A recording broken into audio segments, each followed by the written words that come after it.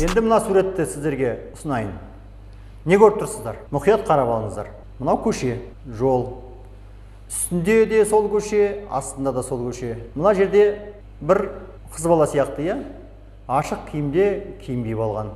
Жаяу жүргіншінің жүретін жолағында тұр. Жаяу жүргіншінің жолағы көмескіленіп кеткен. Астында дәл сол көше, бірақ ешкім жоқ сияқты. Солай ма? Әлде адамдар бар ма? Көріңіз. Қараңыз, басқа өтіп жатқан ар жақ бетте, бер жақ бетте ешкім жоқ ба? Қараңыз. Енді үлкейтіп қарайық. Мынау жаңағы бірінші сурет, екінші сурет. Не көріп тұрсыздар? Бірақ бұл жерде де бала бар. Бала көріп тұрсыз ба?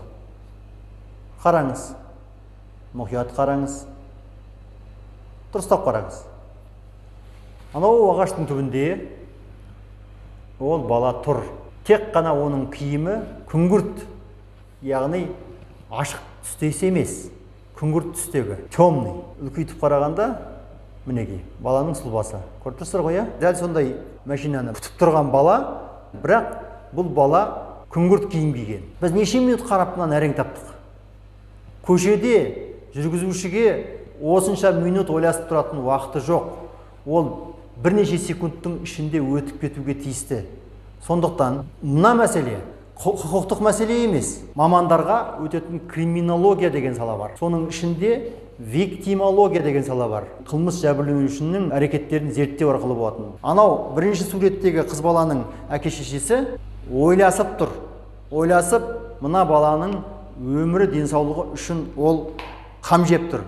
Ал екінші баланыкі мүмкін баласын жақсы көретін шығар, бірақ қауіпсіздігін өте сондай қамтамасыз етпепті. Қазіргі зерттеулерге сәйкес ашық түстес киімдер кигенде ол адам 50 метр жерден көрінеді, алыстан көрінеді. Жүргізуші оған бірден реакция бере алады. Ал ашық емес күңгірт түстегі киім киген кезде ол адам тек қана 5 метрде ғана көрініп қалуы мүмкін. Демек, сіз балаңызға жараспайды, немесе ол басқа киімдеріне подцвет емес деп киіндіру арқылы, тек қана сәндік жағына қарау арқылы сіз балаңыздың қауіпсіздігін 10 есе төмендетесіз. Және мына жерде пешеход та дұрыс көрінбейді. Сондықтан да жүргізушіге қояр кінә моральдық тұрғыдан аз. Әлбетте, мына жерде баланы соғып кетсе, жүргізуші кінәлі болады. Жарайды, оны соттауға болады, парабасын алуға болады, түрмеге отырғызуға болады, бола берсін. Бірақ бала қайтып келмейді ғой. Баланың өмірі мен денсаулығы қайтып келмейді ғой. Жыл сайын біздің Қазақстанда 2,5 мың адамнан бастап 3,5 мың адамға шейін қайтыс болып отырады. Осы жол көлік оқиғасынан. Оның 3-тен 1-і, кемінде 3-тен 1-і балалар зардап шегетіндер. Қайтыс болатындарды айтып тұрмын. Зардап шеккендер одан 10 есе көп. Яғни жарақат алғандар 10 есе көп. Ауғанстанда 10 жыл соғысқанда әртүрлі деректер бойынша 11 мың мен 14 мыңның арасында солдат өлді деп есептеледі. Ал біздің бейбіт күнде Қазақстанда ең төменгі есеппен есептегенде 2,5 мың деп есептейтін болсаңыз, 25 мың адам 10 жыл сайын өліп отырады. Соғыста емес, бейбіт күнде кім кінәлі? Жүргізушіде рөлге отырғанда біреуді барып қағып кетейін деп отырмайды. Бала да бүгін мен өліп қалуым керек деп жүрмейді. Ата-анасы да бүгін бала шағамнан айырылып қалам немесе өзім зардап шегіп қалам деп ешкім де ойламайды. Бірақ осындай болып жатыр. Оны сіз, біз болып алдын алуымыз керек. Не істеу керек? Баланың ең болмаса жолақ киім кигізу керек. Жолақ киім. Жолақ киім жоқ па?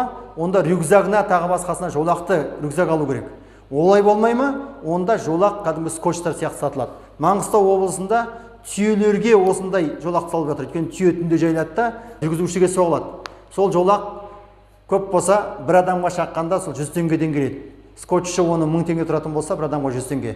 Сонда 100 теңге түйеге тағып, ол түйенің өмірін аман-есен алып қалады. Ал біз баламызды түйеден төмен деп көрмейтін болсақ, онда ең болмаса аяқ киімін, немесе бас киімін, үстіндегі киімін, немесе рюкзагына осындай бір жол салу керек. Егер оны салмаған болсақ, онда кәдімгі сотка бар ғой, сотканың фонаригін жағып, былғап өту керек. Былғаған кезде барып, оның қауіпсіздігі қамтамасыз етіледі. Бұл Қайраткер атты 16 сағаттық практикалық курсымыздың көшедегі құқықтар деп аталатын бөлімінің 5 минут қиындысы болатын. Осы 5 минуттың ішінде балаңыздың қауіпсіздігі туралы бір мысқал ой түйе алсаңыз, онда 16 сағаттан не ұтатыныңызды өзіңіз ойлай беріңіз.